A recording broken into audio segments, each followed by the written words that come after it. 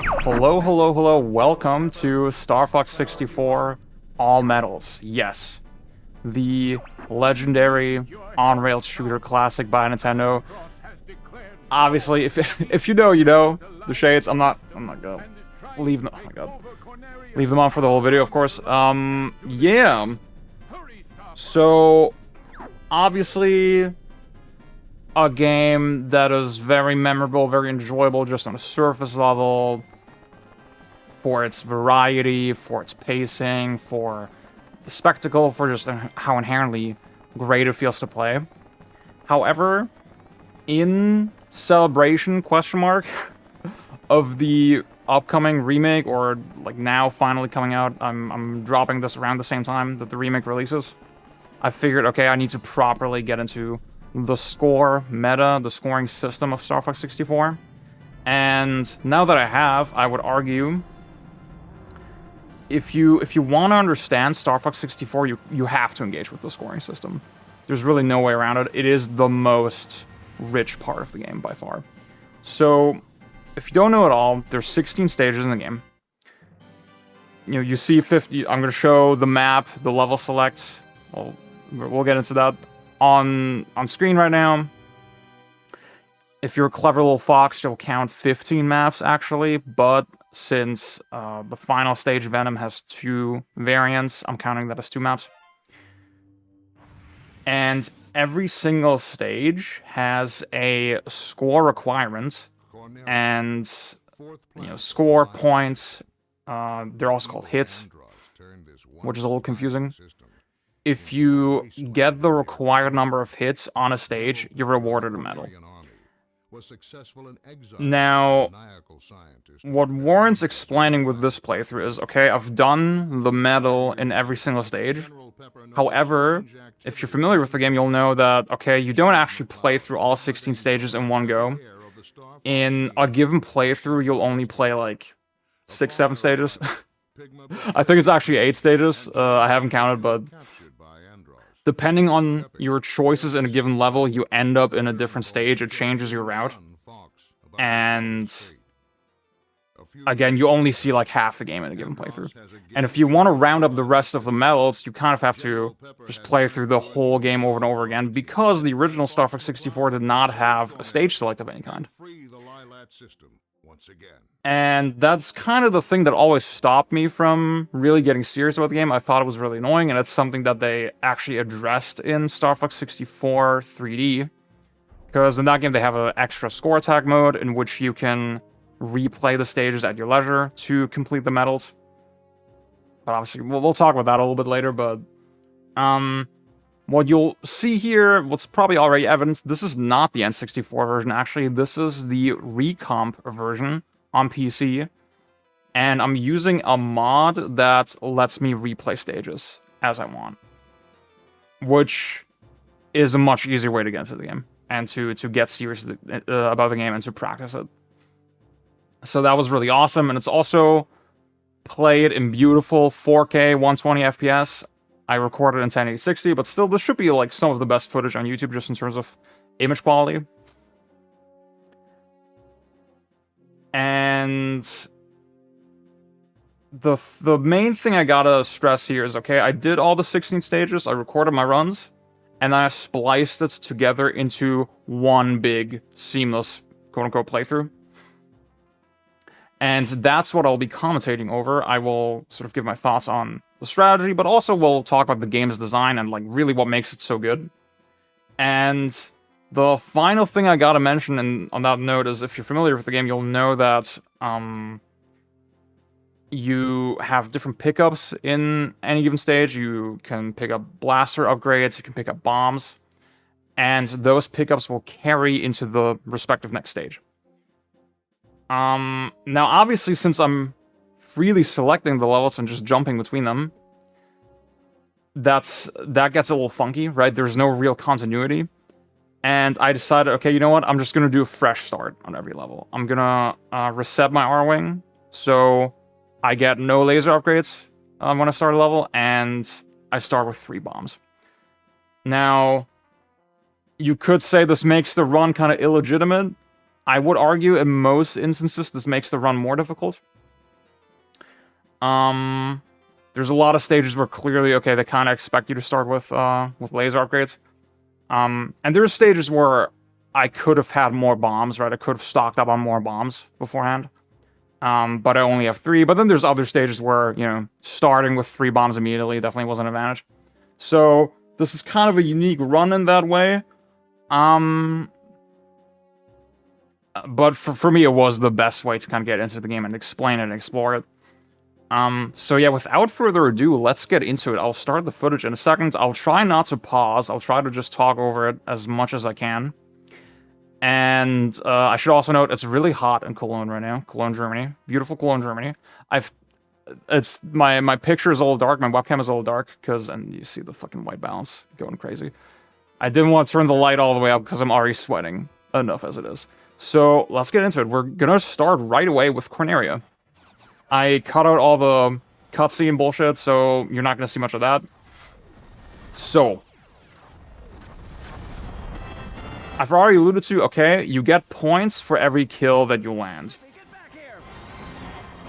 Again, the points are called hits. The number that you get depends on the enemy. Most of the mooks that you kind of see here will award a single point. However, there is a way to score additional points, bonus points.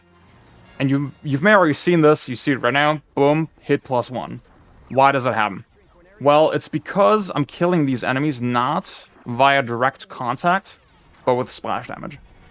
You have this charge shot, you hold the A button, you can either tap the A button rapidly to rapid fire, or you hold it to charge up a shot. There's a little more to it, but I'll explain that in a second. And when you release their charge shot, it either explodes after a set amount of time of like flying forward, or it explodes in contact. Now, if you kill an enemy, like I said, if you kill an enemy with the explosion of the charge shot rather than direct contact, you get an extra hit. And that's really what lets you seriously rack up score and seriously max out what the game kind of has to offer. You'll later see a lot of stages where there's sort of crowds, entire squads of enemies coming at you, right? Let's say you have this group of 3 people, right? I just got a +2. So not only did I get the 3 points from killing the individual enemies, I also got 2 points extra from killing 2 of those guys via splash damage. See, here was a +4, so I got 8 points total. So really, since a lot of enemies do give exactly a single point by default, right? You could argue, in a lot of instances, you can practically double your score, right? You can practically double the amount of points that is feasible to get. We've already gone through most of the stage without really even explaining, like, we're just talking about basic mechanics here, right? This is already insanely dense. Now, one thing you've seen me exploit a lot so far, this is not a great run, by the way. This is, I'm kind of barely scraping by, and I should say that I played through all of the stages in kind of chronological order. So hopefully you'll see me improve in terms of performance over time. But Corneria is a stage where you have a constant surface below you with the ground. So you have the water at the start, and then you have the ground of like the cityscape. And you will see that a lot of the time I'm intentionally aiming at the surface. I'm exploding my charge shot against the surface. The nearest surface, I should say. To take out enemies that way. And that's an obvious way to, again, exploit the splash damage and avoid direct contact. Now, how am I doing that? We play through the entire stage without even really talking about Corneria, but the way I'm doing that is with this mechanic called the charge unlock shot. So if you've played Star Fox 64 before, this is not an authentic controller. This is I play this with the DualSense on PC. Fucking sue me. You have this functionality called banking, where you bank your ship either left or right, and that will allow for even tighter turns, generally. And it will also change the hitbox of your ship, so you can squeeze through gaps, that sort of thing. That's kind of the obvious functionality of it. However, there's also a hidden mechanic where you can hold both triggers, or both shoulder buttons, I should say. By the way, here I am, got the medal. And if you do this, and then you charge up your shot, it disables the lock-on, right? So usually when you hold the A button, when you charge up a shot, it also engages lock-on, and it turns the reticle. It changes the shape of the reticle, or the color, I should say. And if you then hover the reticle over a target, it will lock on, right? And obviously when you do that, you do direct contact, right? I'm just hitting Falco over and over again. And obviously if you do the direct contact, you're missing out on at least one extra hit that you could have gotten, theoretically. Now, obviously in a super open environment like here in Meteo, that's much harder to exploit, right? There's no surfaces to really bounce off. Instead, you're kind of relying on the idea, okay, you have these squads, and the game is very intentional with how it arranges this stuff, where it will give you a squad flying toward you, and there's maybe one enemy sort of leading the pack, or like sort of in the center, and that's your kind of your clue that, oh, I should target that guy, and then get the... I fucked up the somersault. And you should get the rest of the crowd with the splash damage.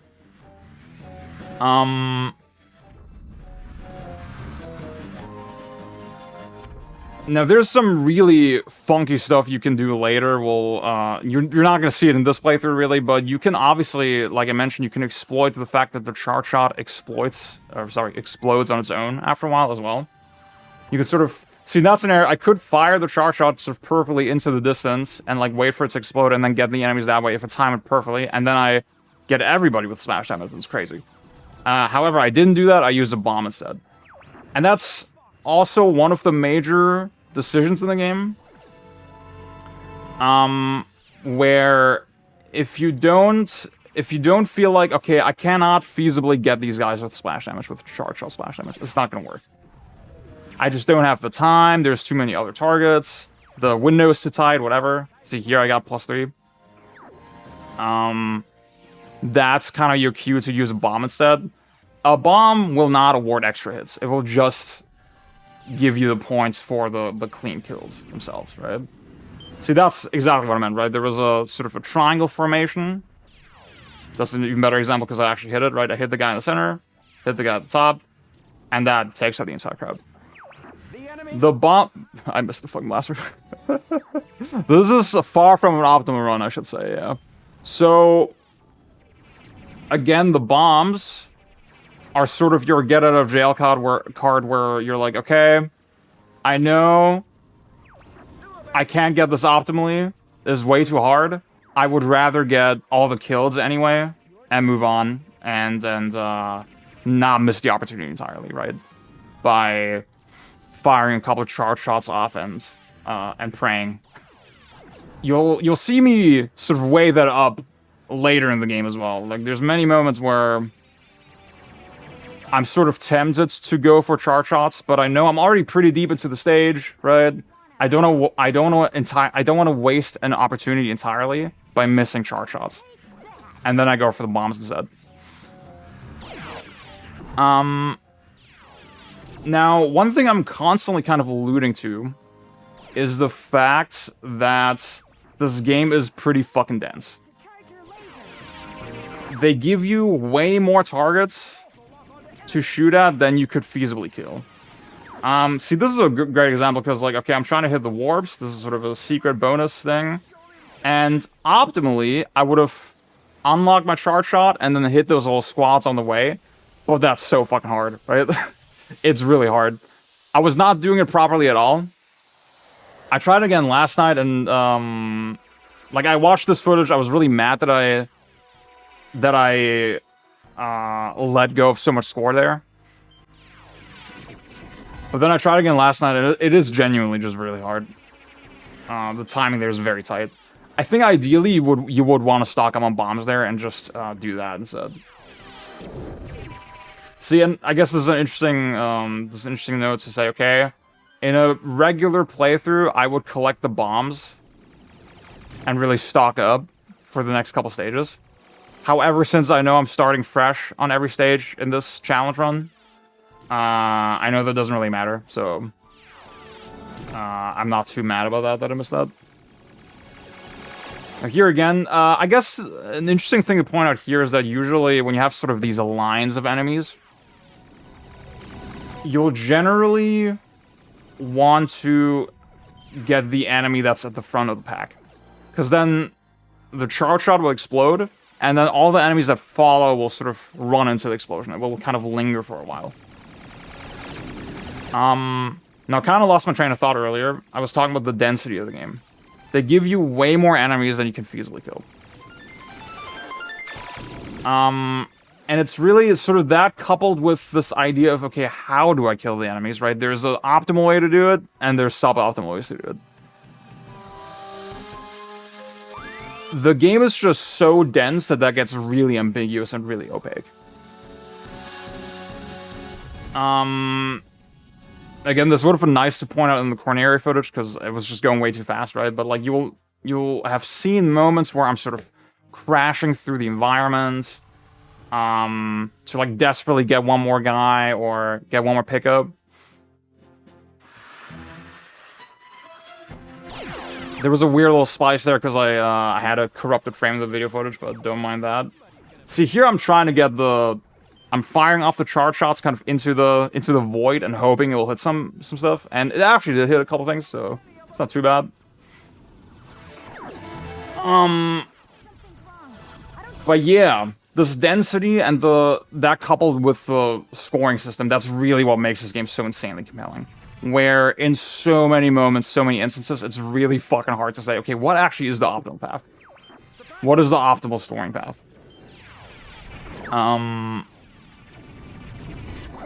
That's not even mentioning, see, there's gonna be like a little hidden trick here where, okay, if you break here for a bit, watch this, it will actually spawn more enemies. So the game is full of stuff like that, where they really took every single opportunity to cram as many enemies in as possible. Now here, I could have fired at the ground. I call this a bombing run. That's kind of the term that I've come to use, where there's a lot of sequences where you're going through these like tunnel formations, and then you sort of point the nose of the R-Wing down continually in this sort of wave pattern. So like fire at the ground and then get the enemies with splash damage. But I wasn't super comfortable with that sort of shit yet. You'll see me nail this a little later. Now, another thing I kind of neglected to mention is, like, this whole run is 2 hours long. I mean, you already saw this in the time of the video. If you splice all the stages together, that's what you get. So strap in, get a drink. I have a little bit of water left. It's so hot, dude. I think you can already tell in my face I'm fucking sweating.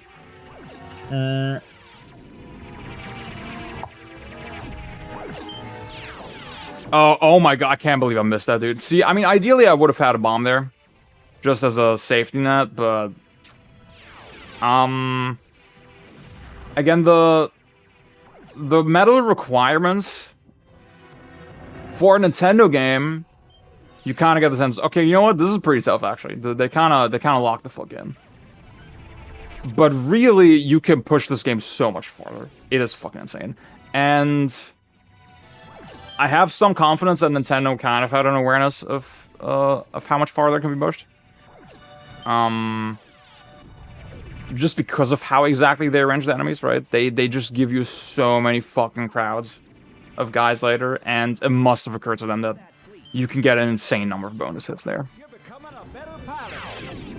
I think this stage in general is very interesting. In, you know, it's sort of a midway point between Corneria and Meteo, in that, okay, you do flow through this, like, weird kind of void, but you do have plenty of surfaces to work with, technically, right? So for example, I could fire here at the ground and get one extra hit, but instead I targeted the leader of the squad.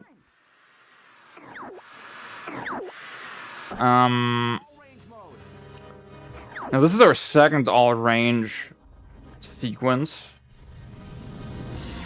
And we'll talk about this a little more with Star Wolf. later, but I think this dogfighting stuff, this all-range dogfighting stuff, is a little contentious. It's not a lot of people's favorite shit in the game.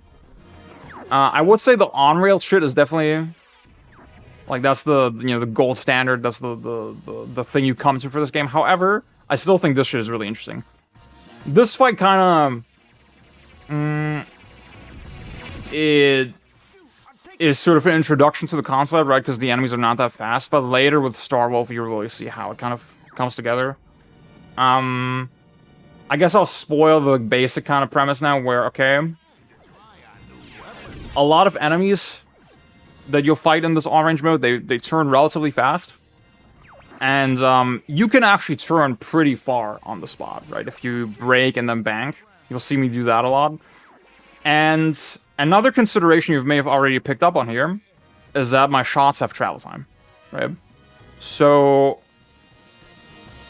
just aiming the reticle straight at the guy will not guarantee a hit. I kind of have to look at the flight path and then aim a little ahead of the flight path, right? For then to the hit and the enemy to coincide. If you're familiar with Ace Combat as a series, that's kind of what that whole series is about, inherently. And I like that Star Fox mixes these two styles, like this on-rail style plus this dogfighting style, very seamlessly. Now, it's not literally seamless because, it's literally a separate mode, right? But the controls of the R-Wing are exactly the same. I think it is a very, very natural extension of the mechanics. And I guess it's sort of... I guess it is nice. Obviously, in the on-rail stages, there's sort of this tension of, like, okay, is this memo-based or is it dynamic, right? I would argue just the fact that the R-Wing's controls are, like, kind of nuanced. They have this analog nature to them. There's not much acceleration or anything, but... like, even just the fact that you're... with the movement, your nose kind of pivots, and it determines your aim and all the shit. And then the enemies track you, and then there's all these obstacles. And again, you have this density really overwhelming you with information, and giving you this decision paralysis of, like, okay, who the fuck should I even target? The on-rail sections are kind of as dynamic and interesting and compelling as you could hope for, in that sense. But then having something on top of that that's, like, much more directly sort of AI-based, where you have an enemy AI that's reacting and, like, playing around you in a way that you can't quite predict. I think that is just the special sauce that the game really benefits from. Now, he said we're going to Aquas next. We didn't do that. We went to Katina. I want to say this is probably the weakest level in the game. It's this massive, all-range kind of army fight where there's a lot of little mooks flying around. And I think that's where it's sort of the weakness of all-range mode kind of can come in, where, okay, these enemies are flying around in these very random, uncoordinated formations. And most of the interesting shit about the game were, okay, how do I hit enemies, like, in multiples at the same time, effectively? That's really not something you can take advantage of here very consciously, in my opinion, at least, in my impression. I did not get the sense that I had a lot of control over, okay, how can I group enemies together? How can I maximize my shot potential? It was not very evident in this level, and you're kind of just aimlessly going around until eventually there's an objective that comes in. You can already see in the map down here, the big black circle, which is like the mothership or whatever. Bill will tell us, hey, take down the mothership. I guess that's where kind of the tension of the level comes in, where, okay, this gives you a deadline, right? The deadline to kill the mothership is not hard to hit. It's very, very generous. However, if you want to max out the score, that's actually kind of tight. I kind of barely made it at the end. So that's good. However, I don't think it makes the stage itself that much better, right? The design of it is still very unfocused, very kind of lame. So we'll just kind of have to go through it. Now, you'll see stages that are sort of similar to this later, where they actually have ways of addressing this kind of enemy formation problem. But we're not getting that here, so bear with it. I took a bunch of notes. Let me see if I missed anything in my notes. Because again, we had to go really fast. Now, one thing I didn't talk about with Corneria, I showed this in Sector Y a little bit, where, okay, there's, like, ways to spawn in extra enemies. There's little hidden secrets like that.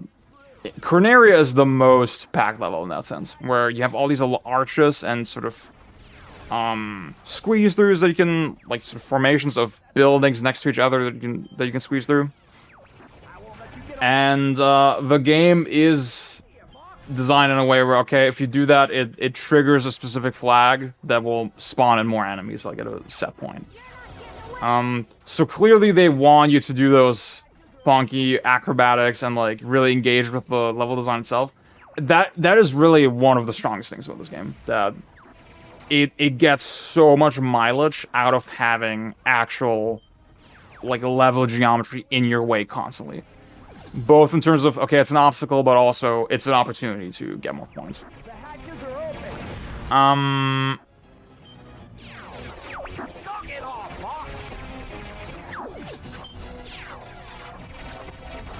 another thing I didn't talk about yet is the G diffuser gauge. I think that's what it's called. You have the gauge in the top right, just above me, above the bombs. That dictates both your boost and your brake. And the way it works is kind of interesting, actually, because if you... Basically, you can only engage the boost or the brake or the somersault or the U-turn or whatever if the gauge is full. However, how much of the gauge you use is still up to you, right? The longer you hold the brake, the more of the gauge you'll use. So it is kind of this very interesting balance where you can sort of tap brake, let the gauge refill in between, and then get more consecutive brakes out of that, or you'll have periods where you just gotta brake for a while, right? And obviously, if you follow this game so far, it may occur to you, okay, the brake is an opportunity to just give yourself more time to fire at targets. And it is one of the most central things. And I guess I should discuss on that note that, obviously the game's button layout on N64 is very suboptimal. It's, I think you got A to fire, B to bomb, and then you got the C buttons, sort of this diamond formation, where you know, boost, brake, and then do the other stuff. See, when I show it like that, it's not so bad, right? You could technically brake like this and then fire like this. I don't find this the most comfortable. And what I ended up doing in this recom version is I just set brake to the bottom button, the south button, and then shoot to square, right? And I can just hover my home like this, and it's nice. Now, obviously this is something Star Fox Zero kind of addressed. I'm going to talk about some of the other Star Fox games when we have downtime in this commentary as well. In Star Fox Zero, they decided, okay, we're going to put all the major actions on the shoulder buttons, and then we're going to put banking and braking and all the shit on the stick. And obviously, the analog stick, not quite as confident of an input as a button press, right? But Zero, I really got used to it, and I think it was ultimately, like, a very smart way to lay out the controls. And something, I mean, again, with Zero, the thing I want to stress is that you can tell with that game they really thought about it. They really understood it on a very intuitive level. And, it's a great game. It's a great game. I don't know if I want to blow my load on all the Star Fox comparisons immediately, but that's sort of one little bit of food for thought.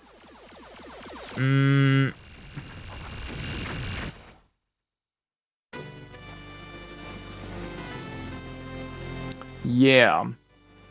I think I caught up on my notes a little bit, so I guess let me expand on the Zero comparison. this sort of balance of, okay, you got all these extra scoring opportunities, you really got to route and think about these ambiguous priorities, right? You have all these competing score incentives because the game's so dense and so tight, and has, again, this overarching mechanic of, yeah, you get extra points if you do blah, blah, blah, right? The only other Star Fox game that has captured that in any capacity is Zero. This game is so insanely unique and compelling and awesome. And you know, I'm not much of a shmup guy, right? I don't know how if other shmups really capture what this game does so well. I don't want to speak out of turn as a shmup noob. However, my impression is like, oh my god, this game's sick, right? This is just one of the most unique games ever, and it's sort of shitty that like Star Fox is. I mean, it is fucking Nintendo fans, you know. They don't deserve good games. Where the series is so reduced to its aesthetic, and I guess that's my segue to say a game like Star Fox Assault is so clearly subpar, right? Where it doesn't respect any of the ideas that are in 64. It doesn't have the density, it doesn't have the competing scoring incentives, it doesn't even have the splash damage mechanic, right? Where you get extra hits. And it's so annoying to see the reappraisal for Assault in recent days. Because that game just does not deserve it. And Zero deserves it way more. In Zero, again, because they... this is not a Star Fox Zero commentary, right? But the main thing they added is the aiming controls. Where, okay, now you don't have to necessarily put the R-Wing in danger to, like, aim at shit. You don't have to position the R-Wing at the target. Can anyone take care of it? So that gave them an excuse to stuff the game even more with dense enemy formations and shit. And there we get Starwolf. Perfect segue, perfect, perfect topic breakup. Now, what I said with the last boss is much more pertinent here, right? Where, okay, it's really nice that in the bottom right on the map, it's not just you see the Starwolf locations, you also see the way they're turned, right? So from there you can assess the flight path and say, okay, if I'm gonna turn like this, he is gonna turn like that. Now charge shots are actually not a great idea. They're not gonna help you very much. The Starwolf crew, they will, for the most part, sort of barrel roll to avoid it. So it is really much more about this meta of, like I said, placing the shots in the flight path so that they will collide with them. And I think you can tell from this footage, I don't quite have a handle on that yet. I'm not quite that confident with that yet. And I guess another thing to stress, again, this is where this run is a little harder because I don't have the upgraded blasters. The game would normally expect you to have them, I assume.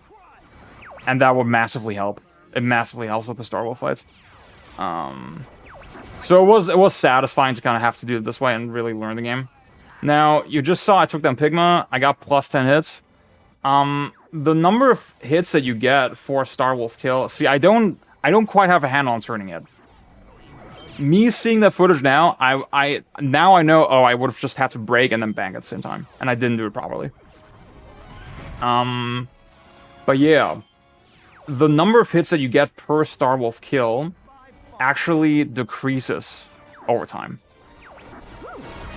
The longer you take to kill them, the fewer points you will get. And that's, I think, I mean, you could argue, okay, with the randomness of the AI, that can be a little frustrating, right?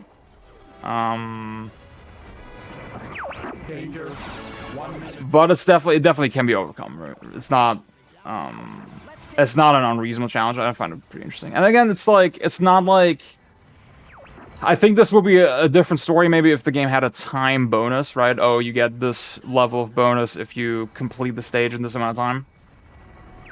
But that's not the case, right? It's just about kills. And the requirements are kind of reasonable enough that the AI is not going to mess up too much. Or mess with that too much, I should say.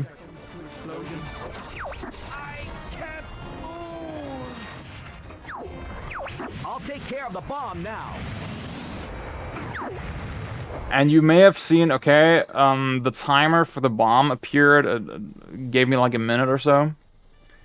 I still had like 2 Starwolf members I had to kill at that point. So that kind of put my balls in a clamp a little bit. It was a little tense. That was so sick.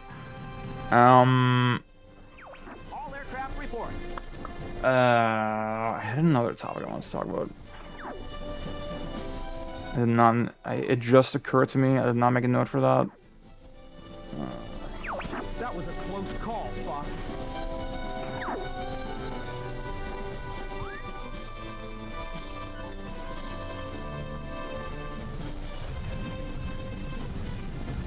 Oh yeah, I did another playthrough on Expert last night, Expert difficulty, which you unlock when you get all the medals. I'll talk more about that in a second, but one of the things that does change is that I think I need to research this again. I don't know if some with my like version of the game was wrong. I don't know. But on Expert, you always start with no blaster upgrades on every level, so that's pretty significant. Now, Aquas, very infamous level. Obviously, it's you know, by nature of it being underwater, it's much slower paced than the other on-rail stages. But the big thing is that, oh my god, the frame rate is just horrifically bad on N64. Now, thankfully, on this recomp version, you can enjoy it completely smoothly. And I guess I should talk about that a little bit. I guess that's another thing where you could say, oh, this run is not legitimate because it's not real hardware, blah, blah, blah. Okay. I'll say, the recomp version is actually only visually interpolated. It's not actually running at 120 FPS internally. It's still, I think, not only is it running at the original frame rate, it's like to the extent where it drops at the same places, right? It's still, the logic is like still slowing down, I think. I'm not, maybe that doesn't actually make sense, I'm not sure exactly, but visually it's always 120 FPS and feels very responsive. It's very low lag. In general, I mean, Nintendo, apparently they recently took down the recomp version. They just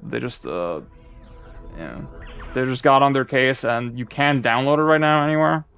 It's very unfortunate, because I think this version is slightly better than the other PC port that exists, Starship. Now, this is classic Nintendo, right? They clue you into the fact that, oh, wait, you lock onto the pillars, so you can shoot at the pillars, but those are not it yet, right? It's only those with the little markings. It's like very smooth tutorialization in that sense. Now another big thing about this level is that instead of bombs, you have infinite missiles. The main way to do damage is missiles in this stage. And it's, you know, these slowly traveling shots that like do a pretty decent amount of damage.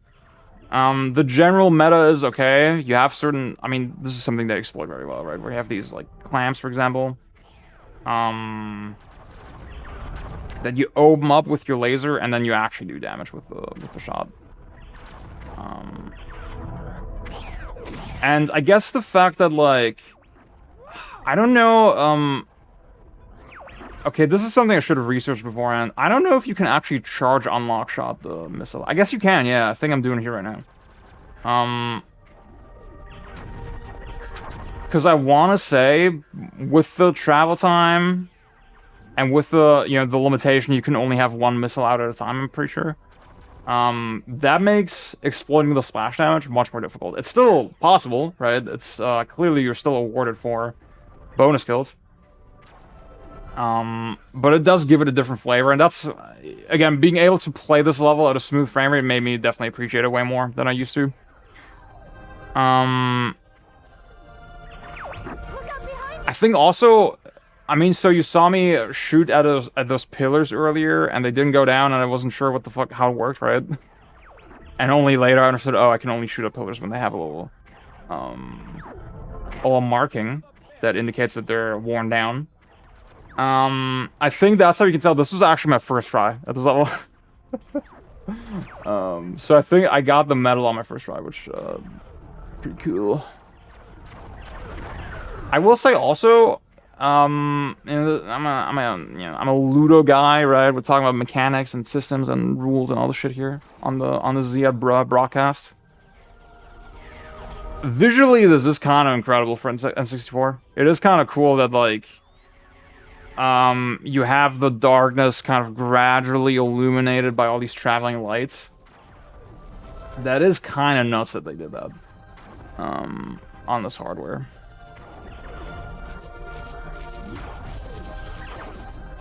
I have 2 more notes for this level, but they're relevant for the boss primarily. I'll say I'm actually not doing that hot on score.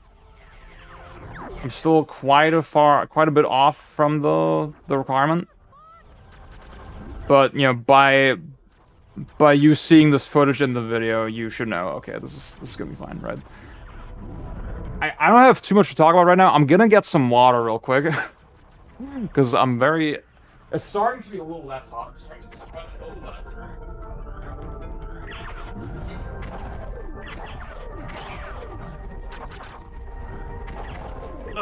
Okay, I'm back. The plan for this commentary is no edits, no cuts, no nothing. See, now we're at the boss. So, yeah, the requirement is 150. I'm missing 16 points. I know most bosses give 10 points, right? 10 hits when you kill them. However, this guy has like a couple extra components where if you kill them, you get like separate hits on that. I think there you'll see it in a second. No, I guess this is a good opportunity to talk about, again, they designed this game so smartly because I know a massive issue with a lot of shmups is score milking when, for example, like every single enemy awards score, or every single hit even, and then you'll have bosses that spawn in more enemies. See there, you see for each component there, I got like an extra 3 hits. So that'll be more than enough to get me over the hump. Yeah, as far as I understand it, in a lot of shmups, a big issue is, you know, mooks will spawn in, the boss will spawn in ads, as they're also called. And you get score for each one of those, and they will spawn them in just indefinitely, right? So it's highly optimal to just milk that shit. And in Star Fox 64, you can tell they actually thought about that. Because, like, there will be points where enemies will spawn in sort of indefinitely, and they won't give points at all, right? They won't give hits at all. And it sort of makes you think, goddamn, dude, if Nintendo just locked in like that more often, right? If they made, like, really hardcore games like this more often, what could we get? You really wouldn't expect Nintendo of all companies to, like, nail this shit in that way. Because, like, the reputation is like, they make games for everybody, blah, blah, blah. Anyway. One thing I neglected to talk about a little bit, I hope you paid attention earlier, but the enemy's shots are these, like, sprite bubbles coming at you. And I think with that, depth perception is always a challenge. Like, I know personally, for me it was a little hard to see, okay, when will I get hit? I don't know. There'll be a couple points in the game like that. And that's an obvious area for improvement with technology. Obviously, you had to rely on sprites back then because the performance just wasn't there to push that many polygons. Now, I will say, there's this other recent game called Night Striker Gear. This on-rail shooter. Sort of, you know, comparable to Star Fox in that way. And the way they solved it in that game is they would just change the color of the bullet as it approaches you, right? So the closer it gets, the more red it gets. The more it gets like this red kind of tint. That was really smart. And this game could definitely use that. I believe, in my opinion, personally. Okay, next stage is Solar. And this is another stage, sort of like the start of Corneria, where we have a surface constantly below the R-Wing.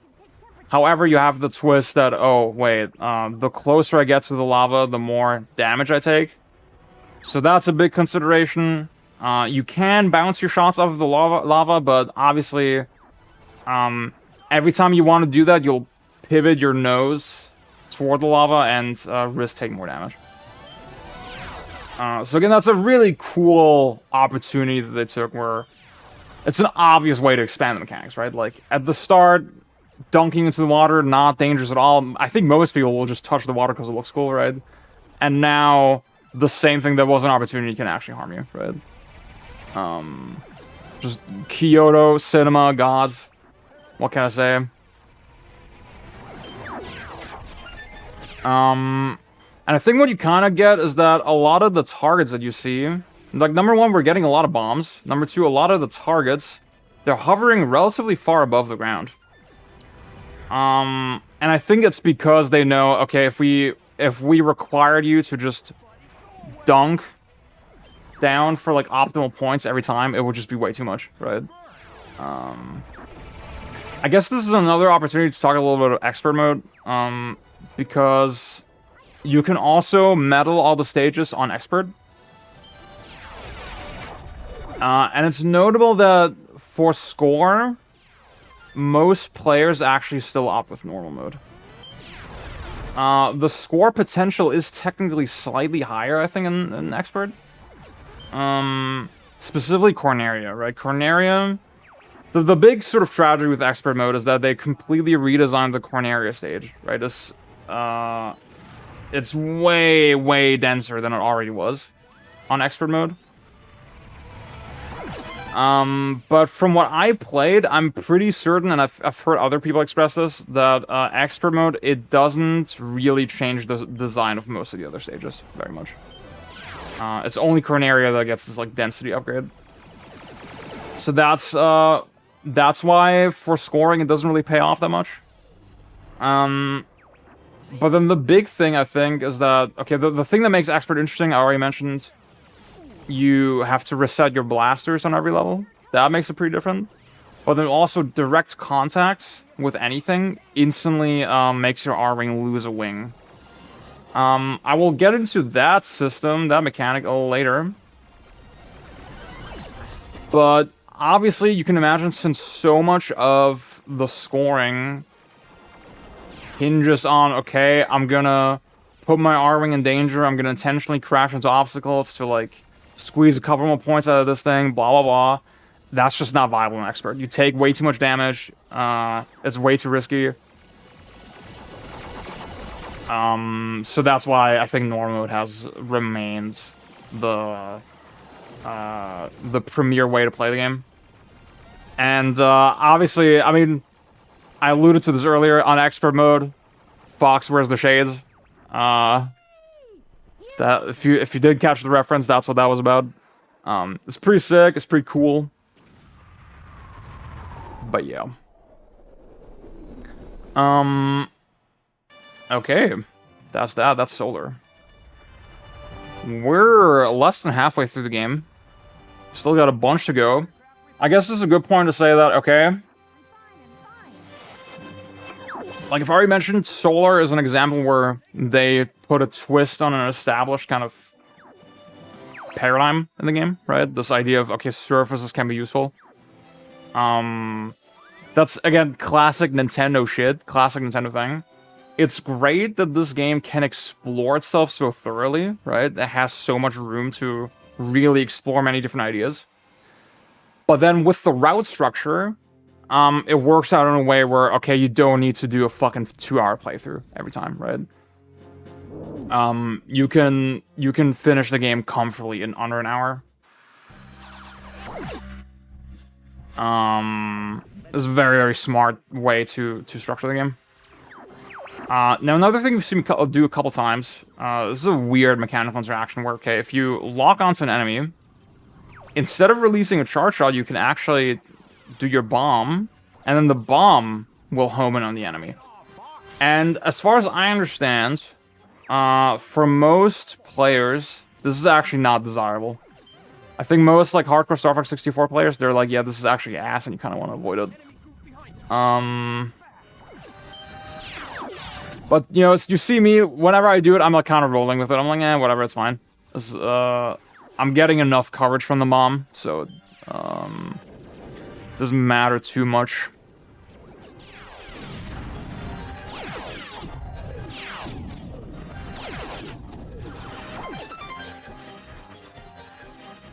So, one thing I'm starting to internalize as we go through the stages, as my skill kind of progresses, is I'm gonna charge my shot, and I'm just gonna hold the 2 triggers by default, right? So that I avoid locking onto stuff, unwittingly.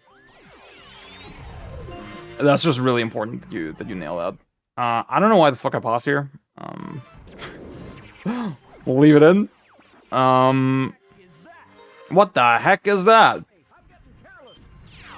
Now, obviously, it's really interesting that they decided to implement the unlock shot. Like, the fact that they even thought to include that kind of mechanic, like, really tells you that they were super aware of what the game was and how it works. Which is great. Another random pause. But then the idea that, okay, to unlock your charge shot, you're locked out of banking, and you're also locked out of barrel rolling, right? If you want to barrel roll, you have to, you can't just hold the buttons, you have to double tap it. So that means it will immediately lock your charge back on if there's a nearby target. So the fact that if you want to use this very powerful technique, you always have to, put yourself in danger in that way. That just makes the game very compelling. And that's actually one thing that Zero didn't keep. In Star Fox Zero, they just have an extra button for unlocking the charge shot. Which is not bad. You know, I'm not saying it's necessarily worse, but I think this is one of the tiny little things that makes this game super interesting. So, to get to the secret part of the stage, you have to shoot down all the doors. And depending on how you route, you can actually get Bill to help you here. We met Bill earlier on Katina. But here I had to do it solo. Now, thankfully, I had full blaster upgrades and I had a couple bombs, so that helped me. But yeah.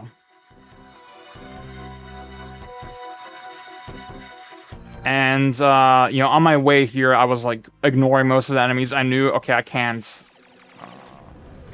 feasibly hit the enemies and the gates at the same time. It's just not gonna happen. And I know the warp zone score potential is just very high.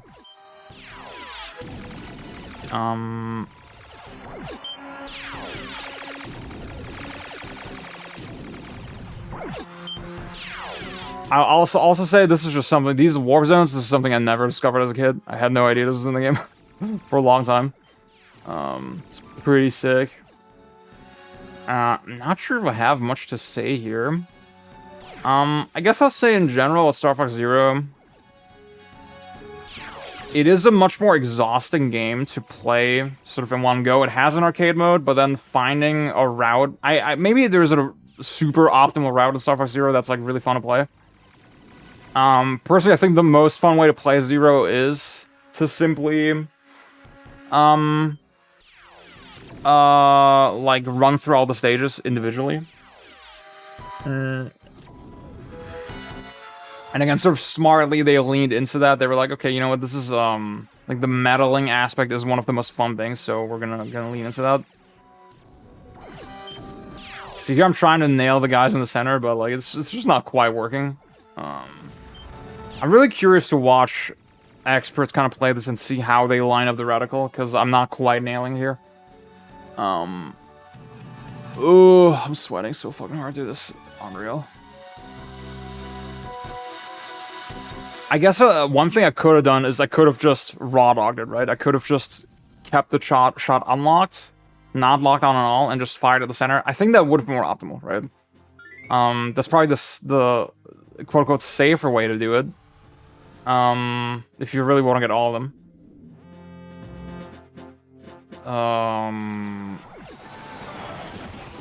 But I just didn't feel comfortable with it. Okay.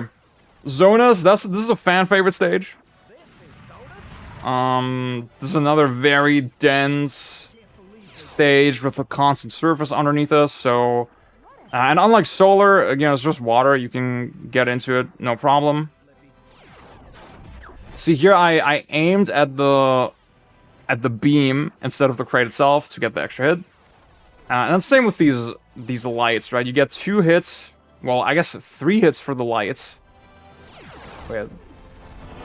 I think, yeah, you get... so the light is 1 hit normally, then plus 2 bonus hits because it's a light.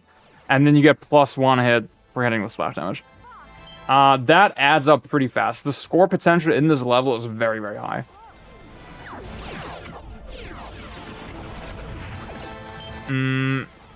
Now, the searchlights, they're tied to the bonus objective of the stage. Obviously, I haven't really talked about the bonus objectives very much. There's... almost every stage has a hidden kind of stipulation that you can hit. More or less hidden, I should say. And that will change the route you're ultimately... oh, this was awful. The route you're ultimately on.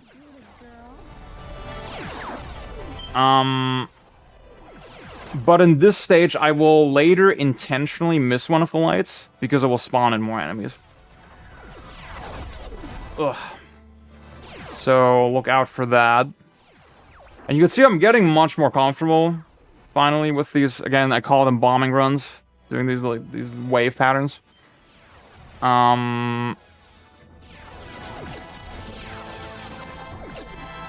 Yeah.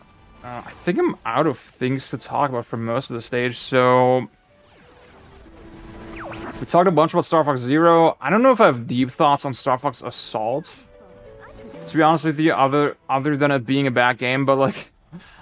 to be fair, I haven't seriously explored it in many years. As a kid, I definitely, like, instantly rejected it based on just, okay, this game just doesn't... it doesn't feel as polished as, like, 64 in terms of just the sound effects and just the controls and all that, so I'm gonna miss this light, like I said. Have we been spotted? I don't get the sense that that Assault is worth exploring very much. But let me know if I'm wrong. Maybe I'm missing out. I mean, I have some friends who say, hey, the on-foot stuff in Assault is actually sick. See, this is interesting, right? Because it's the recomp, I'm playing 16:9, obviously it's not entirely faithful. I'm pretty happy with that. I'm not exactly sure where the real boundaries of the screen are, right? It's not exactly clear to me. It's clearly, there's some egregious moments later where I'm clearly hitting a guy that's, like, still kind of on screen, but I'm not actually getting the score. And I'm not sure exactly how that works. Because it feels like some of the targets, they should still be in view even in 4x3. But here I panicked a little bit. Was like, okay, I'm gonna miss it if I don't bomb. And I had a lot of bombs, so... might as well. See, it's very interesting, because, like... I could use my bombs much more than I am. But also... I just know, okay, I am actually getting a lot of the extra hit opportunities with my charge shot. I think I did pretty well in this level overall. I managed to go relatively decently above the medal requirement. I guess one quick thing I'll throw in here. Actually, no, wait, let me get into the boss. Yeah. So the main thing about this boss is that you need bombs to kill him, and for that reason he will just give you a shit ton of bombs as pickups. And for a lot of players, this is a moment where, okay, I'll stock up, right? I'll stock up for the next stage intentionally. Now, obviously, this is embarrassing. Again, this is another situation where, okay, I got hit by a sprite that, like, moves toward the screen.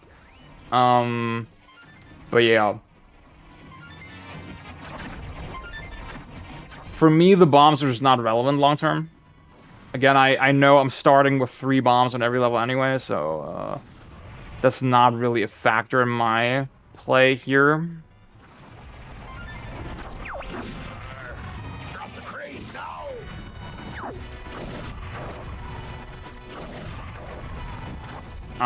There's like a couple bosses with like these strange patterns where, okay, they will, unless you do the one thing correctly, they will loop, a certain action like constantly. Now here, thankfully I know the trick, right? So it's not too bad.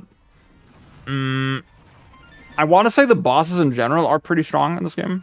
Again, I'm a shmup noob. I don't really know what to compare it to. But my sense is that they get pretty aggressive with like some of the overlapping patterns, like here, for example. I don't even know if I can barrel roll those shots. Obviously, if you don't know, the barrel roll protects you from laser fire and deflects it, and can even be used to counterattack. Is this the original parry slap? Question mark. I don't know. I will say, there's something interesting with the barrel roll in that, okay, it obviously affects your trajectory as well, right? If you barrel roll and you move the stick, you will, like, very quickly move in that direction.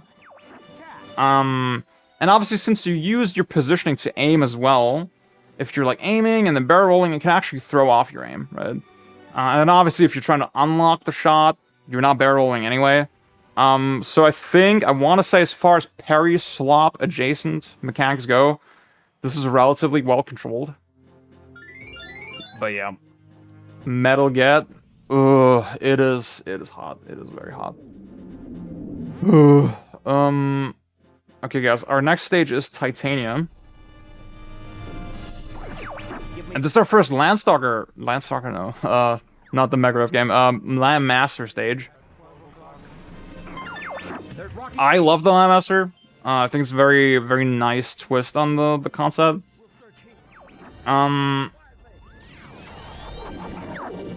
Now, I mentioned on Corneria there's, like, arches, and you see arches here, and I figured, oh, wait, am I gonna spawn in extra enemies if I go through these? I wasn't sure. Obviously, I'm missing some of them, but, like, I'm gonna take some of them later, just in case. Now, the main, obviously, differentiating factor of the Landmaster is you're stuck to the ground. So, what that means is that you're still aiming up and down. You're still aiming on the y-axis. However, it doesn't change your vertical position at all, right? So that feels very distinctly different from the R-Wing, and it gives you a kind of freedom to aim with that you normally don't have. And I want to say this stage is really fucking dense as well, right? They give you so much stuff to aim at in a way that I feel like wouldn't be feasible with R-Wing. But then at the same time, laterally, you're arguably much less maneuverable. And there will be a lot of moments where, for example here, right, you have this big stationary target, and if you want to get it, you kind of have to just be okay with getting it for a little bit. There's really no avoiding it. Am I gonna get that? I don't think I did. Damn. Okay, I just panic bombed there. So I think this is a great level to teach you that element of the game, where if you really want to route it out, if you really want to get every kill opportunity possible, you have to be okay with getting it. You have to be okay with crashing into things, letting things hit you, and planning around the best opportunities to do exactly that. That's what makes this game so fucking compelling.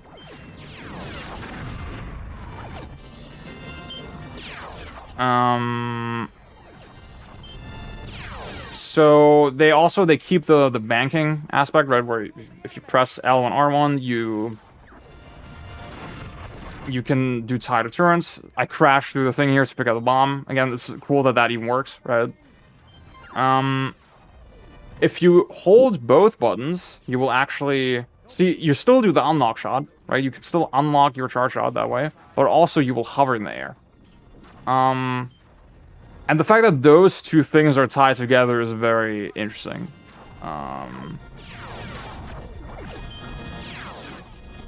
Because the hover also further reduces your lateral movement, right? It's much harder to move laterally, or I guess you're much slower laterally when you're hovering. So again, that's another consideration for when you're aiming. So I think when we get to the boss, I'll have barely hit the requirement. You'll see this in a second. I'm not doing super hot on health. Makes sense with what I explained earlier, where so much of this level is I'm gonna crash into shit and I'm gonna be okay with getting hit. Obviously the premise of this level is that Slippy gets lost, he's stranded, and we have to save him. Now, a fun thing that you may have noticed is, okay, the font color for the score display on the top left, in the top left, changes when you hit the medal requirement. And I've already hit the requirement. The requirement is 150 for this level, but the color didn't change. And I think it's because Slippy is not on the team. I think it's because, like literally diegetically, Slippy is responsible for, like, all the HUD shit. All the HUD elements. Because as soon as he's... Let's see, wait. I'm pretty sure as soon as he's released, the color changes. Which is such a neat little detail that they thought of that. And there's at least one boss later where, I mean, you'll see when you enter a boss, usually Slippy will say, enemy analyzed, blah, blah. See, there you see the color change. And then in a second, the health bar will appear. There you go. And there will be some bosses where either you just don't have Slippy at all, right? It's just by default kind of designed that way. Or if you lose Slippy on the way, you don't get the health bar. Now, obviously, you don't want to lose your crew at all. Because guess what? I learned the hard way that to even get the medal, your crew needs to survive completely.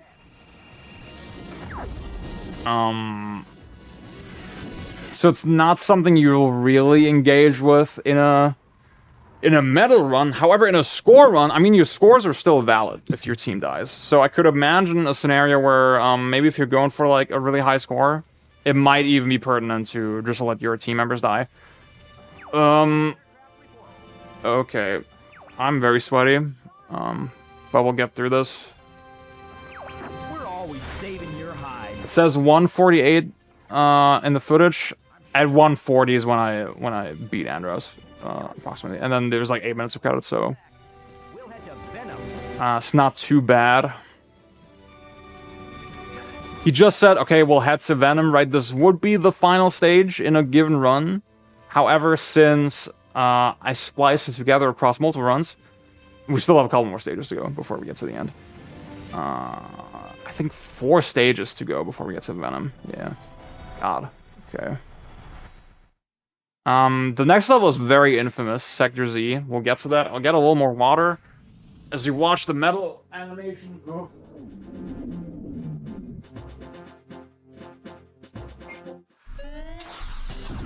Hey, Einstein, I'm on. So, this is another all-range stage. And one thing I immediately like better that you may have noticed compared to Katina is that when the enemies spawn in at the start, they appeared in this, if you look at the map in the bottom right, they appeared in this spiral formation. Now, I'm not taking great advantage of it, but by default, the enemies are already kind of grouped together, right?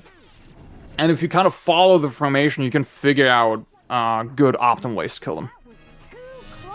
It's a much better use of that kind of setup, in my opinion. Now, you have that as a scoring opportunity. You have those enemies that kind of gradually spawn in. You have these crates that you'll see me go for, dotted around the level. And then later, you have missiles, big central kind of missiles that will target the Great Fox. And that you have to protect the Great Fox from. Speak of the devil. So the majority of your hits in this level will come from missiles. It's really important that you get the missile killed. And I say that in that specific way because, guess what? If one of your crew members gets the final shot on a missile to, like, destroy it, you don't get the points. And that's the main thing that makes this level so infamous, like I said. And there really isn't, like, a big fucking mega strategy to this. It's just, okay, just get there first, right? Get there before Falco gets there. And this is, I alluded to this earlier, right? But I thought I was being super clever, right? I was like, what if I just kill Falco right at the start, right? Will that not make it much easier to get the missiles? And I tried it, and then I realized, oh wait, I don't get the medal unless unless my crew survives. So that is kind of an interesting twist. I mean, this is sort of a question of, like, a really central question of how you look at games, right? Because I think the intuitive reading is like, oh, suck my dick, the fucking AI stole my kill, what the fuck, this is stupid, right?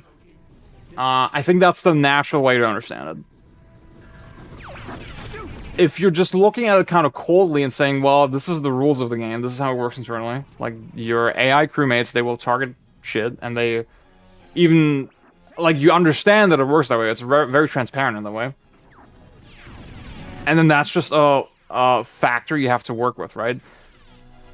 It really, like, do you think about this sort of dynamic in the fiction of the game? In the fiction of the game, well, even in the fiction of the game, it doesn't make sense, right? Because, like,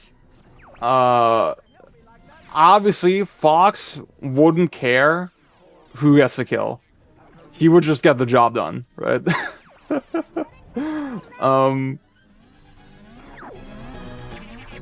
Even in the fiction of the game, it just makes sense that your crew members go for the kill, right? And that, really, there's no reason for you to be upset about it. But let's ignore that, right? If we just think about it coldly, mechanically, which is usually how I think about games, it's like, well, this is an internal rule, this is part of the game, this is just how it works, and I just gotta get used to it, you know? And, like, it either makes the game more interesting or less interesting, and I think in this case, it makes it more interesting, yeah. Now, you may have noticed, Falco actually stole my final kill. So I lost, like, 10 points there, which is kind of annoying. But fuck it. We'll roll with it. It's fine. I think in general, I would love to attempt, a more optimal score run at some point. Rather than, like, meddling every single stage, maybe I would just pick the one route that's, like, the most optimal and then go for that. At some point, I want to do that for sure. Because I definitely felt like, oh my god, I was definitely not maxing out the game. Oh my god. I think it's worth saying that on this level, I made it extra hard for myself by starting with no lasers and no bombs. I don't know if I got fully upgraded lasers by the end, actually. Maybe check the tape for that, but yeah, I mean, I didn't have as many bombs as I could have, for sure. So, yeah. I think another factor is that the extra ads, the extra enemies that sort of fly around, they can distract your crew from the missiles as well. I don't know exactly what the meta there is, if you can, like, leave them alive intentionally or something, I don't know. But yeah. This is, it's crazy there's only 2 Landmaster stages, actually, for... Like, it's such a fleshed out element of the game, you would kind of expect it to be more prominent. But yeah, this is the final Landmaster stage. And a big thing to consider here is that later you'll encounter these levers that will redirect the enemy train that you see on the left. And we can direct the train into the enemy base. This is like the big bonus objective of the stage. And doing so will give you an extra 50 points. And that's, I mean, 50 points, that's, like, insane, right? That's very significant. So that's the thing we'll aim for. That's the main way we'll get our points in this level. However, we still gotta play the game, of course. You may have noticed I was very liberal with the bomb use at the start. On reviewing the footage, I'm not sure this was the best move. But we got it in the end, so who cares?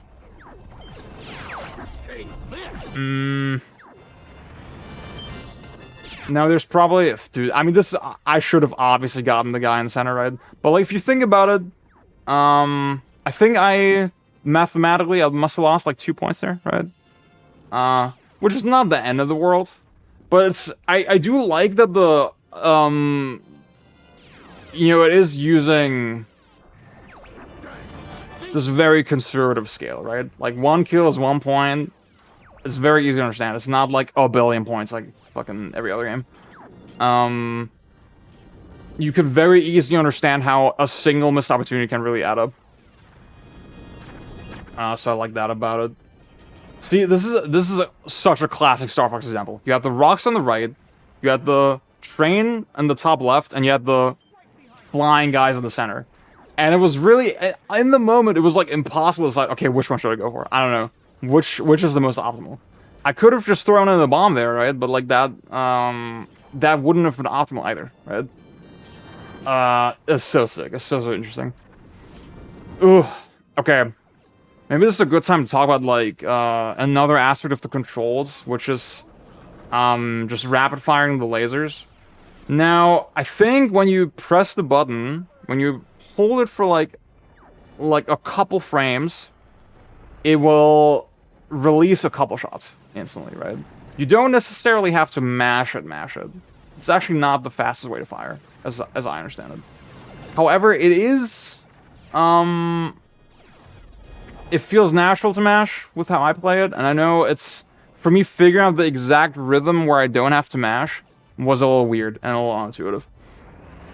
And I don't fully trust it, right? When I have a tight opportunity where, like, okay, I gotta get this amount of shots in this, like, very short window, do I really want to rely on, like, my rhythm of pressing the button, or do I just want to mash it out, right? In most cases, I'll just mash it. And that's another thing they addressed with the Star Fox Zero a little bit, where they made... I'm not sure exactly how they change it, but like they release a couple shots when you hold the button for a second, and the rhythm of it is very transparent. Like, you really don't need to mash it at all. You're very lucky.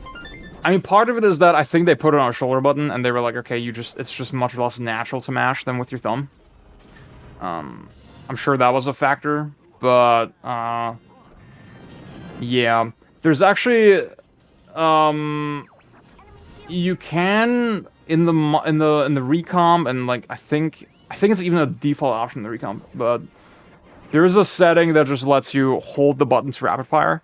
But I was like, well, to me that's just too much of a distortion of what the game is, kind of, you know, especially when I'm going for a score, right? Like, even if I don't like mashing sort of as a game design thing, again, this is an interesting thing, right? Where like the game is testing your endurance in a way. And should it do that? That's the question, right? I don't have a fleshed out opinion on that yet, right? I'm not gonna deploy a hot take here. What I will say is that when the game is like that, you just have to accept it, right? Like, I'm not gonna mod out the mashing just because I don't like it, because I feel like I'm just not getting the authentic challenge that the game kind of puts forth. And it is, ultimately, is a negligible part of the game, right? It's not a reason not to take it seriously or not to play it, so... yeah. Ooh, okay. We got another all-range stage coming up. Dude, I'm sweating so hard. It is unbelievable. We'll get through it. We'll get through it. For those who don't know, I live in Germany. I mentioned at the start, Cologne, Germany. Beautiful Cologne, Germany. West Germany. We're experiencing a major heat wave at the moment. And I really wanted to record this video today. I had no other choice.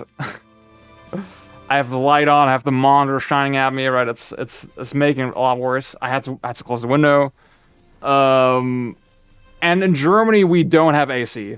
It's just, I mean, it's sort of a thing sometimes, but like in most homes, not really. So I'm suffering for y'all right now. I hope you appreciate that. That's why it's not like I'm not enjoying doing this commentary. Like, I'm looking forward to the next half hour, but I'm also looking forward to being done, because Oh my god. I just showered already, right? I have to go to work later, and I'm... Oh my god, it's terrible. Okay. So, all range stage, like I said, and it goes through a couple stages of its own that are tiered in a way. It starts with these weird towers that, like, sort of gravitationally pull you toward them.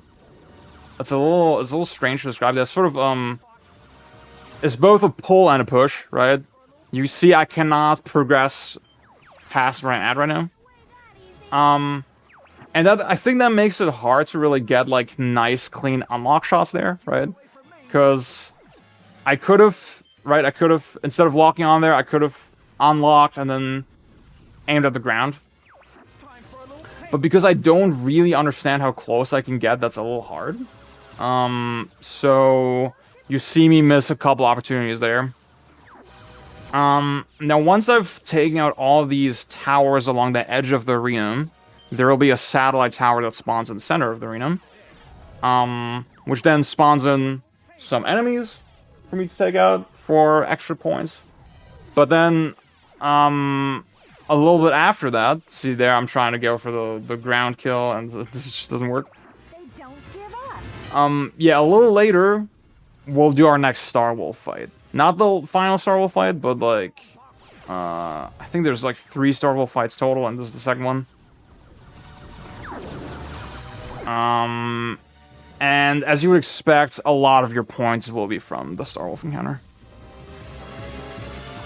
And I'll warn you right now, I didn't quite understand how the stage worked when I first played it. So, in that final section, when Star Wolf comes in, there will be sort of competing priorities. There will be the tower in the center, there will be the other enemies, and there will be Star Wolf. With what I explained earlier, it's very natural to assume that, okay, wait, I should probably prioritize Star Wolf. Because the number of points that I get decreases over time, right? And you'd be correct. And for some reason, I just didn't do that in this level. My focus was just kind of all over the place. I don't know if it's my ADHD. But yeah, this was a far from optimal run. But you'll see in a second. I guess, a little thing I'll throw in here very randomly. So, obviously this is the second Star Fox game. This is the real Star Fox 2. Well, there was Star Fox 2, but y'all know the story, hopefully. There was Star Fox on Super Nintendo before this. In that game, I want to explore that one more. I never did the expert route in that game. That game did not have a fleshed out scoring system. The only thing it sort of paid attention to is like, okay, how many enemies did you kill in percent, right? Like, it tracks the percentage of enemies killed. And it sort of acknowledges, okay, if you killed all enemies in stage, that's great, right? And I think it's so interesting that that's where the series started, and then immediately in the next, you know, actually made it to release game, they said, okay, we're gonna stuff the level way fucking fuller, right? We're not gonna have this conception of a maximum score. We're gonna make it really difficult to max out. So, again, like I alluded to, for some reason I'm just going for the regular enemies. I think I'm not quite sure, okay, is there like a timer where the enemies will disappear, or does taking out Star Wolf take out all the enemies? I think that was my confusion, right? I wasn't sure if I kill Star Wolf first, if that ends the level or something. It doesn't, right? Or if that starts the timer. No, like, you can kill Star Wolf, and then you kill the enemies, and then you just take out the tower. And that is clearly the optimal way to do it, and I didn't do it that way. And it kind of pisses me off, but it's fine.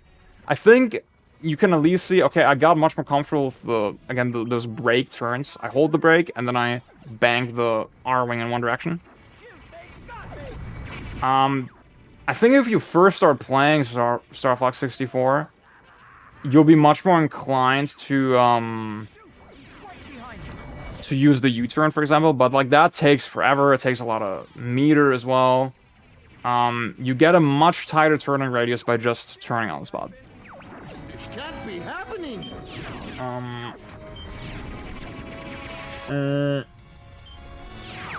I won't let you get away from me. I think I do drop some points. I think the final guy I kill, I only get like 5 points.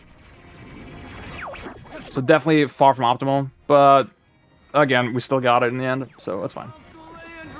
Uncle Andros! I wonder how they bounce to health exactly, because I noticed a couple times that it was not like that in the first fight, but like this one, and then later on Venom. Wolf is definitely the last one to survive. So I don't know if he has like more health or something, but that's kind of neat.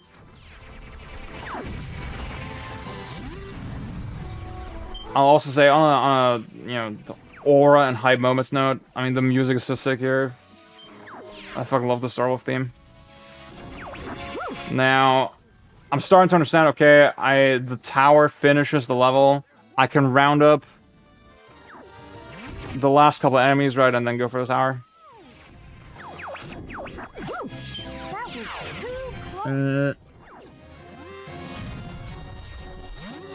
So, maybe my last general note that I've written down here, for filler, is I tried to look at the staff for this game. It's very interesting, because, again, I kept alluding to, okay, this is just not the type of game you usually get from Nintendo.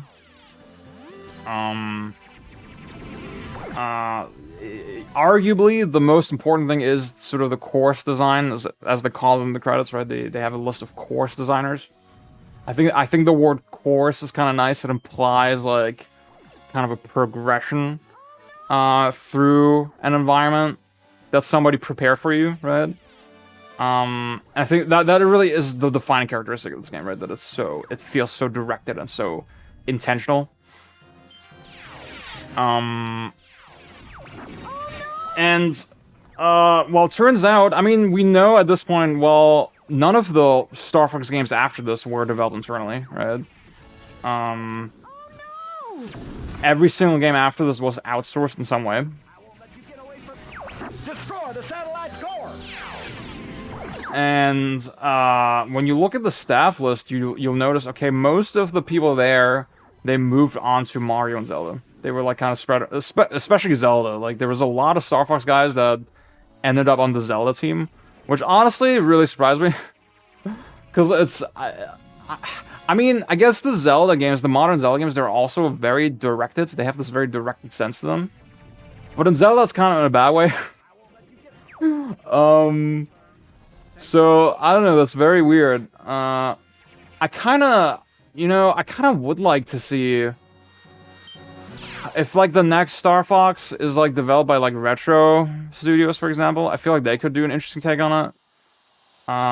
Or Next Level Games. Or, even, like, the Splatoon or the Mario team, something like that.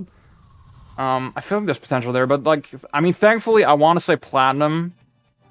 Again, Zero was not appreciated in its time. But anybody that sort of knows ball will know, okay, Platinum understood the assignment, they did it properly.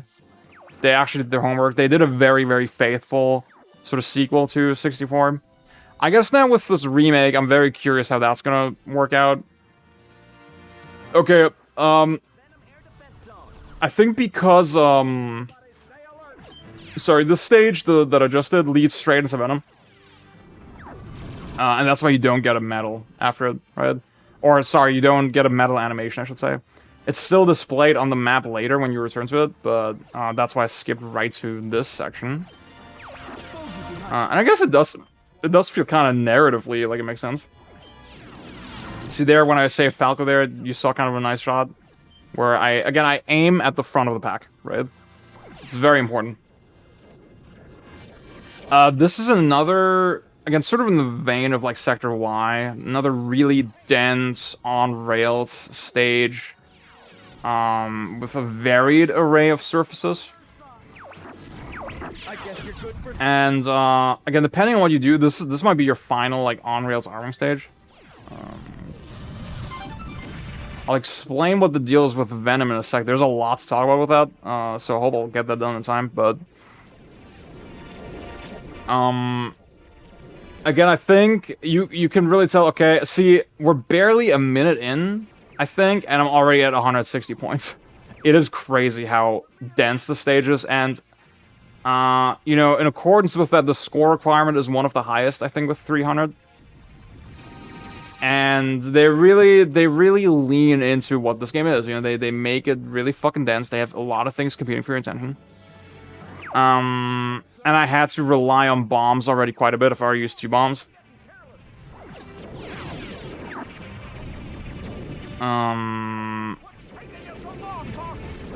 See, another thing you'll see here, okay, you have these big satellites, or whatever they are. And they're sort of worth it. They give you a good amount of extra points. But if you have a decision between that or, well, I can get a big group with splash damage of enemies, right? You probably want the latter.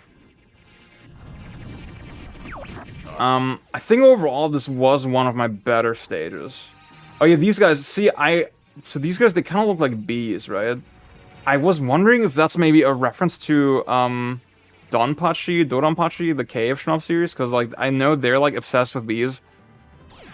Maybe I'm, like, completely tripping balls there. I don't think it's out of the question that Nintendo would reference that. I mean, we kind of know Miyamoto kind of knows ball. He does play way more games than he kind of lets on. So, who knows? I got a nice hit +5 there. Oh yeah, these guys are... Yeah, you can get a shit ton of points here. We're gonna break through that beam.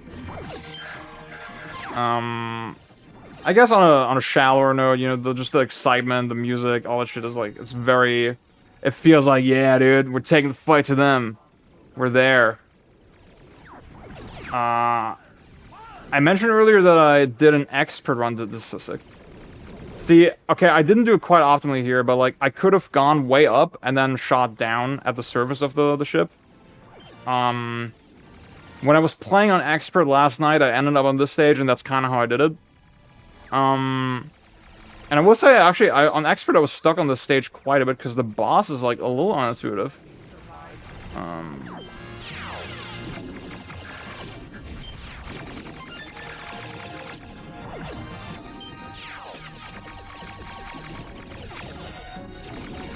I just realized we didn't fight the,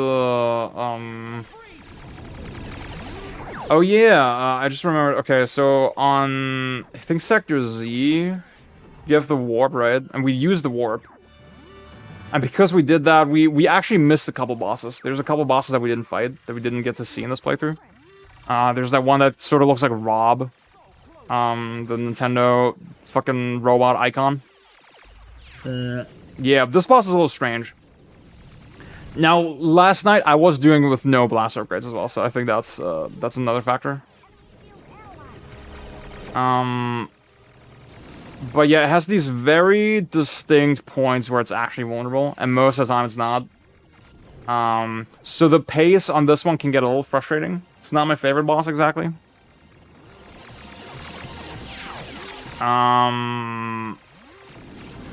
And I was kind of surprised how much I was struggling with an expert. Again, I guess with expert it is disappointing that the stage layouts don't change more significantly. Again, when I'm looking at this now, the shot layouts and the you know, the bullet patterns, as you say, look pretty much the same.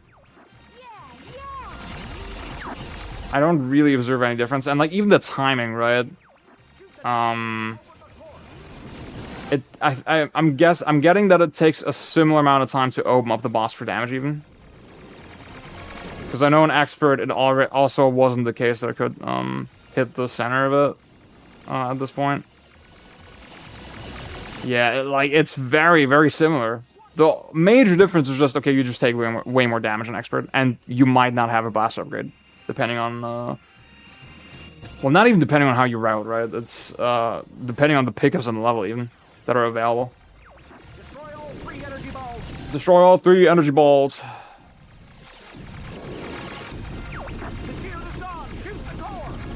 Okay, I wonder how much I can get done in one go. Because I've upgraded lasers, obviously. Yeah, there you go. See, on expert, this was impossible. I had to do another full lap and felt very frustrating.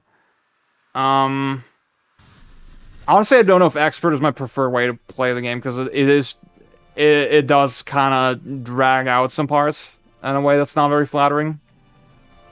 For not much gain, in my opinion. It is cool that you get the shades. It is very cool that you get the shades. I do like that.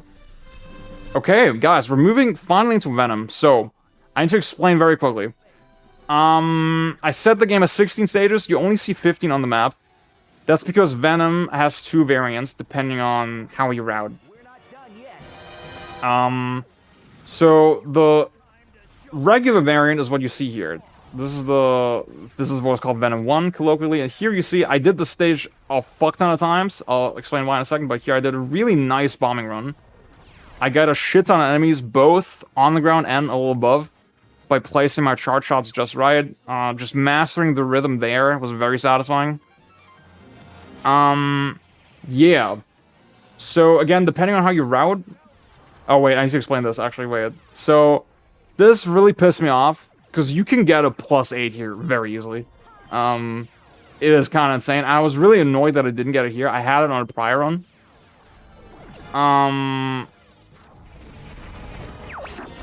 And here I didn't get it, and I was like, well, I did so well on the start that I don't want to repeat it, you know, I don't want to risk it. You just saw, okay, here's a branching path, right? And one sort of meta strategy is like you get a couple guys in one path, and then you take the other path, right?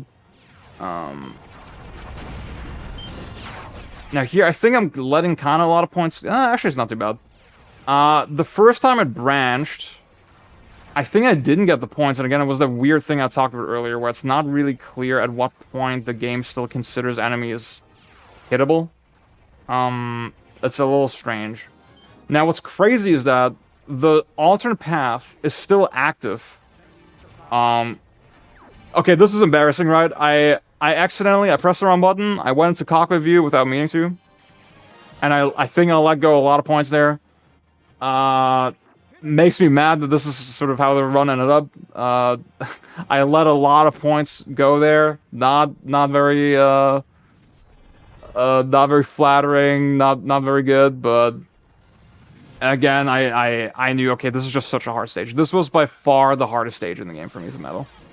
I was explaining earlier, okay, you have the branching paths, you have the wall separating the paths. The other path is still active, like, on the other side of the wall.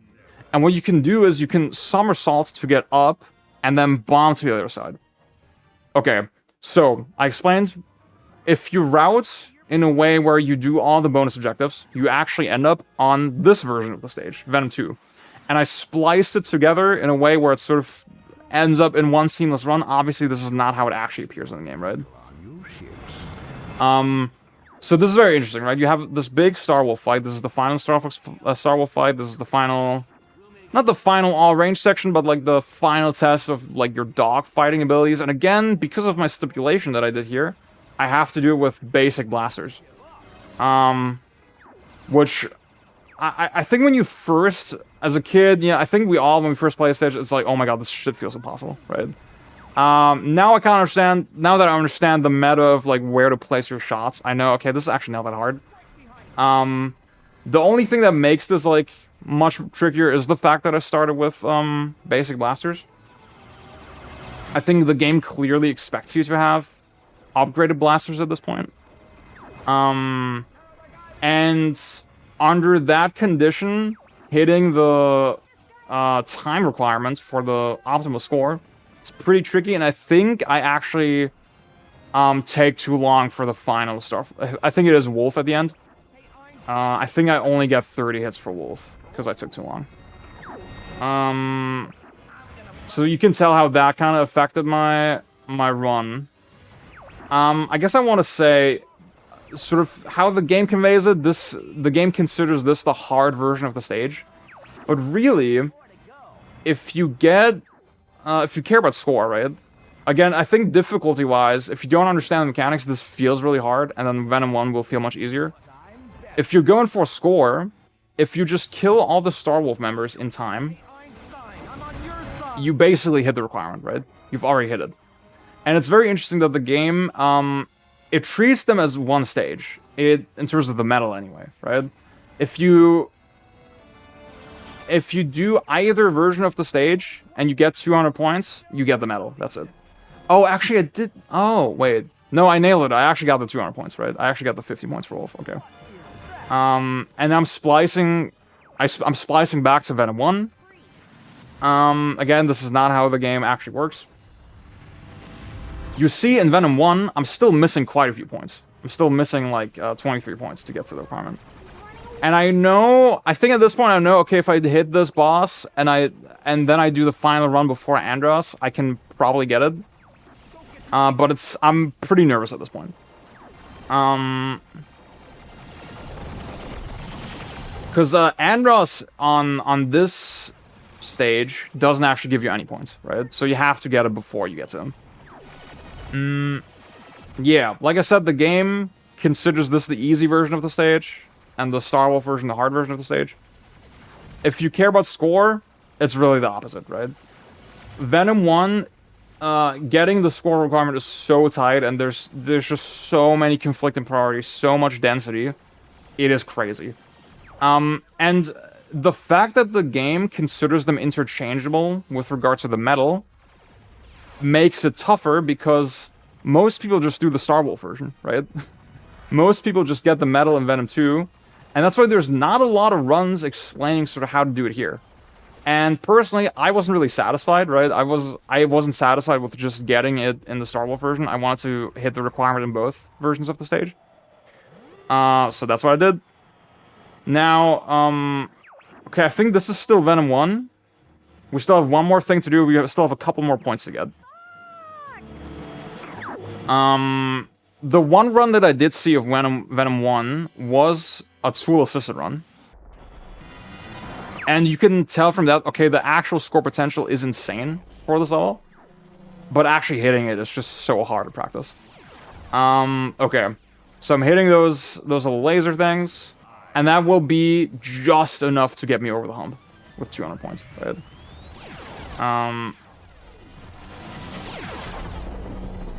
I can get 4 points per formation if you think about it, like 1 per little laser module, and then the 2 extra hits for the splash damage. So really, I know, okay, the next one can get me there.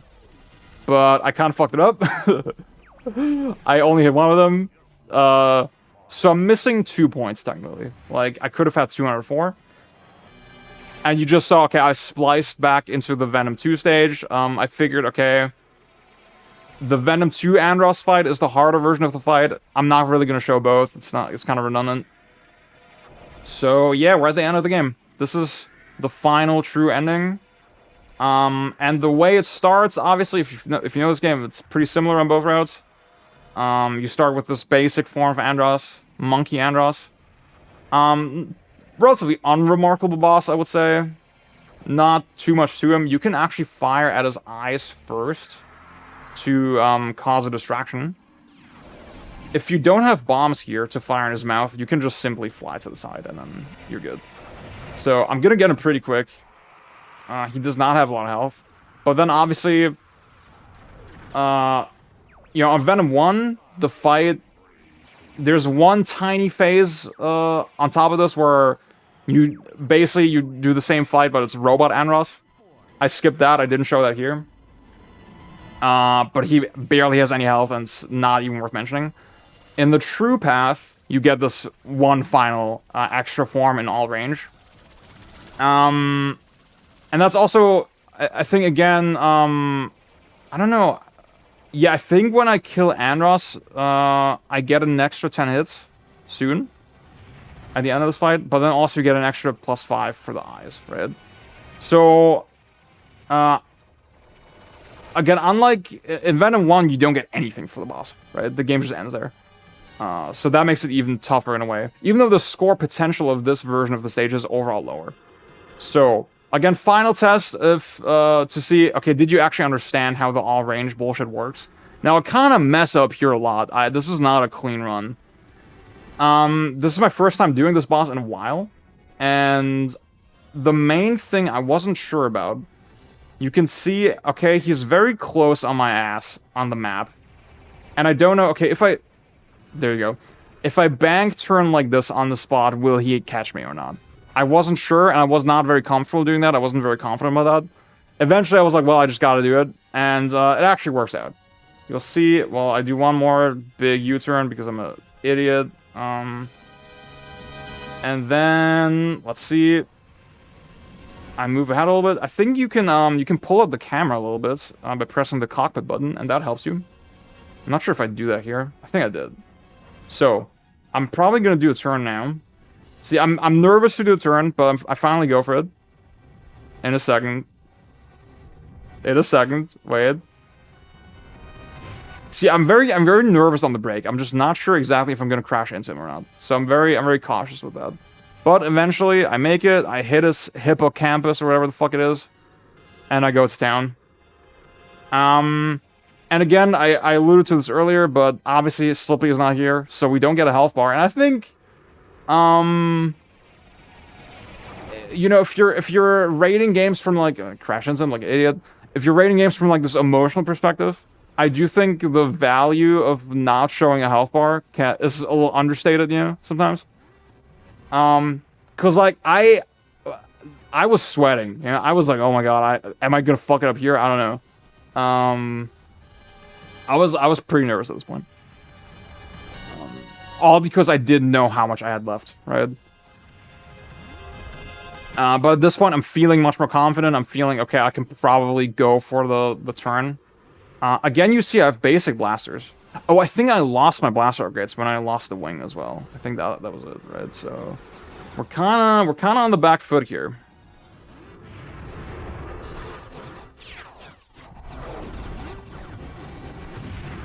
Let's see. Yeah, you don't get anything. I don't know if you can get any pickups from those little rocks when you destroy them. I feel like you probably should. I feel like that should probably be their main purpose, right? Why they're even deployed. But I don't know. See, there you get an extra +10. I'm guessing it's because you guys still have a section after this where you have to escape. And I think now... Wait, I'm gonna put on the shades after we get through this.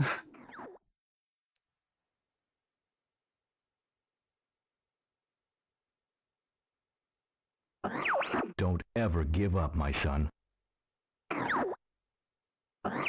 Father? Father? Dude, the way he says that is like major vocal stim for me. Major fucking vocal stim. That's so sick. Oh my god.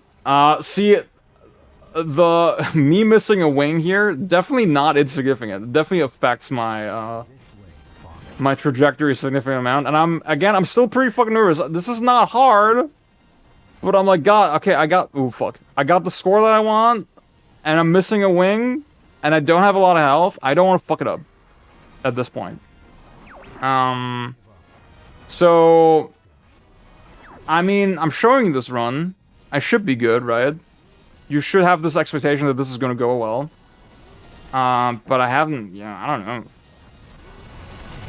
Did I make it? Did I make it? Let's see. You've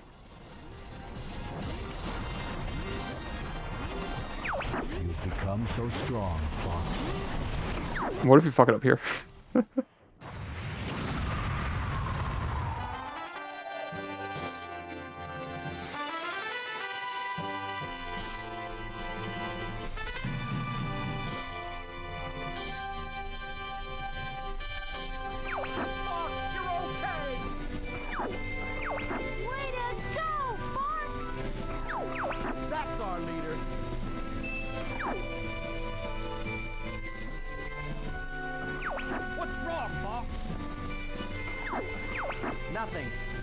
Nothing's wrong.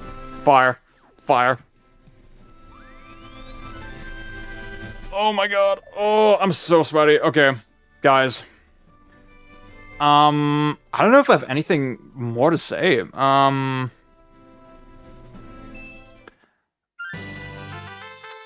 hope you enjoyed this commentary. I hope, this is both sort of an overview, you know, of the strategy, of my experience with the game, but also just the game's design, what makes it so good. I'm pretty satisfied with how it turned out, actually. I was worried that I would run out of stuff to say, or like... that my speech wouldn't flow very naturally, but I think we did a good job. I think we did a good job today. Yeah. I think I'm just gonna leave it here, and I'm gonna let the credits play out, and I'll catch you with the Star Fox remake. I'll make sure to release this commentary just before the remake drops. And then there'll be some amount of content for that as well. So, take care. Mission accomplished.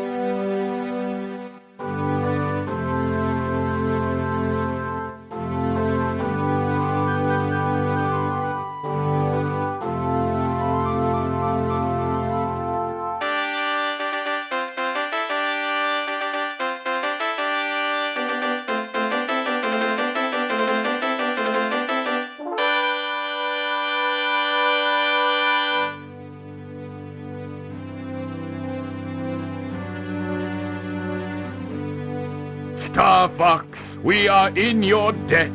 I would be honored to have you as part of the Cornerian... Oh, no, sir. We prefer doing things our own way. Great Fox is ready to go. It's time for us to go now.